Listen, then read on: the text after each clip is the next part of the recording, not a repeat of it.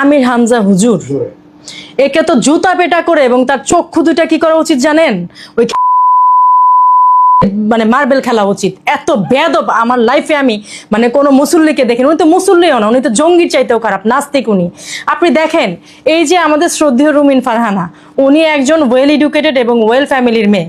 এইরকম একটা মানুষকে উনি সংসদে মানে গিয়ে দেখে তার চোখ কি পরিমাণ খারাপ, উনি তো চোখ দিয়ে মনে হয় সিটি স্ক্যান করে যে তার পেটের কথা বলে একটা মেয়েকে কিভাবে বডি শেমিং করে। এবং আরেকজন আমাদের ওনার কথা এখন মনে পড়ছে না, কি যেন নাম ওনার, রুমিন ফারহানা আপু, এবং ওনার কথা বলেছেন যে ওনাদের নাকি পেট এমন, পেট দিয়ে নাকি ট্রাক বের হবে এবং পেটের উপরে নাকি উকুন মারা যাবে।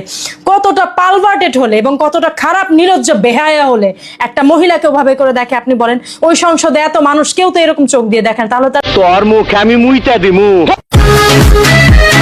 এই মহিলা আমির হামজা হুজুরকে নিয়ে কি বিশ্রী ভাষায় কথা বলল সবাই তো দেখলাম। এবার চলুন, আমির হামজা হুজুর মাহফিলে সংসদের মহিলাদের ভুঁড়ির কথা বলছিল, পেটের কথা, না পুরুষের পেটের কথা বলছিল? আমরা এবার আমির হামজার হুজুরের সেই বয়ান শুনব, তারপরে কিছু কথা বলবো। আমার ডাইনে বামে আমার এমন ভড়ি আলা লোক আমি পেয়েছি, যেগুলো সিরিয়াল করা থাকে আগে থেকে।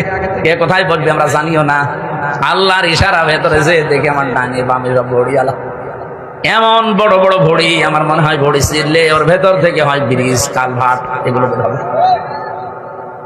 মহিলারা ওদের দেখলে লজ্জা পাবে।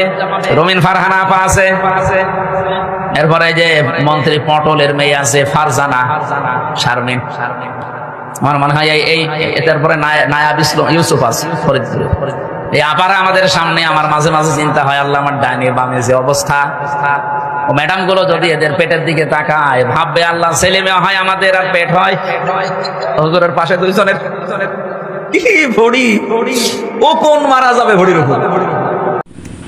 ভাইরাল হওয়ার জন্য আইসো, চুলকানি উঠছে, সহ্য করতে পারবা? সহ্য করতে পারবা না,